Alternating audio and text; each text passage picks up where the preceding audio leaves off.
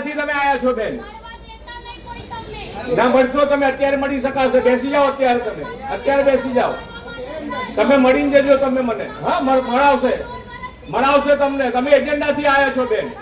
એવું ના હોઈ શકે ક્યારે, એવું ના હોઈ શકે, એવી રીતે ના હોય વાત. તમે મળી જજો તમે. વડોદરા હરણી કાંડ બન્યો.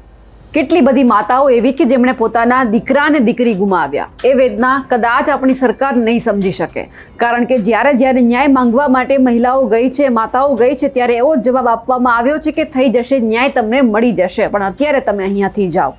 ગઈકાલે પણ વડોદરાની અંદર આવું જ બન્યું. જે બે માતાઓ છે પોતાની વેદના અને ન્યાય માટેની માંગણી જ્યારે સીએમ ભૂપેન્દ્ર પટેલ પાસે કરી રહી હતી, તો દાદાએ પણ એવું જ કહી દીધું કે તમે એજન્ડાથી આવ્યા છો, નીચે બેસી જાઓ, પછી તમે મને મળજો, હું તમને પછી ન્યાય અપાવીશ અને જવાબ આપીશ.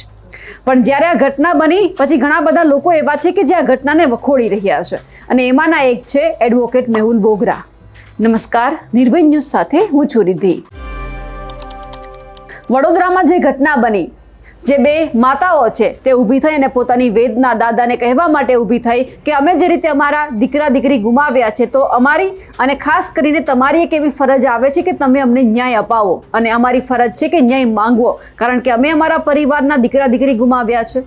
પણ જ્યારે ન્યાય નથી મળતો ત્યારે અમે અનેક કાર્યક્રમોમાં આવવાનો પ્રયત્ન કર્યો, પરંતુ અમને આવા જ નથી દેવામાં આવતા. આજે જ્યારે મોકો મળ્યો છે તમને રજૂઆત કરવાનો, તો અત્યારે અમે તમારી સામે રજૂઆત કરવા માટે આવ્યા છીએ. અમને ન્યાય આપવો જોઈએ. પણ જે શબ્દો દાદાએ કહ્યા કે તમે એજન્ડાથી આવ્યા છો, નીચે બેસી જાઓ, પછી આપણે વાતચીત કરી લઈશું. જે રીતે આખી ઘટના સામે આવી, સિસ્ટમ ઉપર સવાલ ઊભા થયા, પ્રોટોકોલ ઉપર સવાલ ઊભા થયા, તેમને લઈને એડવોકેટ મેહુલ બોગરા શું કહી રહ્યા છે તે સાંભળીએ. અરે એજન્ડા લઈને આવ્યા હોય કે ગમે તે લઈને આવ્યા હોય, પરંતુ પ્રશ્ન પૂછવો એ અમારો અધિકાર છે અને જવાબ આપવો એ તમારી ફરજ છે. તમે પ્રશ્નમાંથી ક્યારેય છટકી ના શકો. એ પ્રશ્ન જે જવાબોનું સર્જન કરે, પ્રશ્ન જે સમસ્યાઓનું સમાધાન કરે, પ્રશ્ન જે લોકશાહીના પાયામાં છે, એવો જ એક પ્રશ્ન સીએમના કાર્યક્રમની અંદર હરણી દુર્ઘટનામાં મૃત્યુ પામેલ બાળકોના ન્યાય માટે બે મહિલાઓ દ્વારા ઉઠાવવામાં આવ્યો. ત્યારે જવાબ સ્વરૂપે સીએમસી દ્વારા એમને એવો જવાબ આપવામાં આવ્યો કે તમે એજન્ડા લઈને આવો છો બેન. એવું ના હોઈ શકે ક્યારે, એવું ના હોઈ શકે, એવી રીતે ના હોય વાત. તમે મળી જજો તમે. ના, સ્પેશિયલ એજન્ડાથી આયા છો બેન. જ્યારે લોકશાહીની અંદર પ્રશ્નોને દબાવવામાં આવે ને, ત્યારે આપણને ચોક્કસથી એવું થાય કે કોઈના કોઈ જગ્યાએ લોકશાહીનું હનન થઈ રહ્યું છે. અરે એજન્ડા લઈને આવ્યા હોય કે ગમે તે લઈને આવ્યા હોય, પરંતુ પ્રશ્ન પૂછવો એ અમારો અધિકાર છે અને જવાબ આપવો એ તમારી ફરજ છે.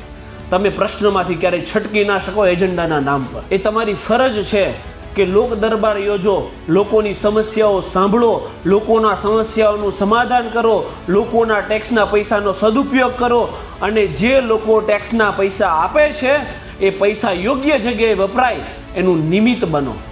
જ્યારે તમારા પાપે કોઈ દુર્ઘટના બને, એ પછી હરણી હોય, તક્ષશિલા હોય, ટીઆરપી હોય, કોઈ પણ દુર્ઘટના બને એ તમારા પાપે બનતી હોય છે, ત્યારે તમે સીન સપાટા કરવા ત્યાં પહોંચી જાઓ છો, ખોટી સિમ્પથી આપો છો કે અમે તમને ન્યાય આપીશું, અમે તમારી સાથે છીએ. અને જ્યારે ન્યાય માંગવા માટે કોઈ વ્યક્તિ તમારી સભામાં આવે ત્યારે તમે એને એવું કહો છો કે તમે એજન્ડા લઈને આવ્યા છો, અમે તમને મળીશું. બેન, એવું ના હોય. જ્યારે કોઈ વ્યક્તિ, કોઈ નેતા, સીએમ, કોઈ મંત્રીશ્રીને મળવા માટે જાય ને, ત્યારે પહેલાં તો એને અપોઇન્ટમેન્ટ લેવાની, કચેરીઓના ધક્કા ખાવાના, અને કદાચ એના નસીબ ચમકી જાય અને કોઈ મંત્રી કે નેતા એમને મળે ને, તો જે નીચેના લેવલથી હેરાન થઈને ઉપર ફરિયાદ કરવા આવ્યા હોય ને, ત્યારે ખોટો સીન સપાટા કરવા ફોન ઠોકવામાં આવે કે ભાઈ મેં ફોન કરી દીધો છે, તમે નીચે જાઓ, આ ભાઈની વાત સાંભળી લેજો અને નિરાકરણ કરી દેજો.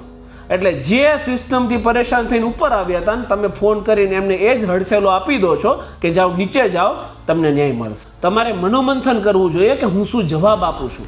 તમને શું લાગે છે કે આ બહેનોએ પ્રયત્ન જ નહીં કર્યો હોય કે તમને મળવા આવે?